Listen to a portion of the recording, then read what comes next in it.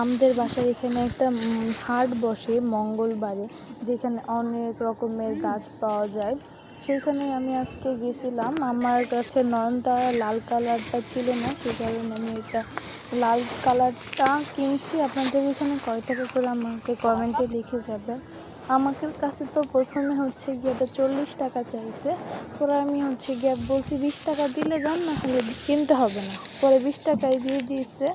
আর আরেকটা চন্দ্রমল্লিকা কিনছি, যেটা আঙ্কেলটা বেছেই দিছে। উনি আবার বলল যে পাতা এক এক রকম থাকলে কালারটা বোঝা যায় না, মানে পাতা দেখে বলে অনেকে চিনতে পারে। আপনারা কারা চিনতে পারেন একটু বললেন তো এটা কি কালার। আমি নতুন একটা চারা পাইছি তাইবা উনি আমাকে বলল আমি আপনাকে বেছে দিছি সবচেয়ে ভালোটা, আরেকটা চারা পাবেন, তা আপনি আমাকে 40 টাকাই দেন। এটার দাম প্রথমে আমার কাছে 60 টাকা চাইছে, সব কিছুরই 20 টাকা কমাই ফেলছি।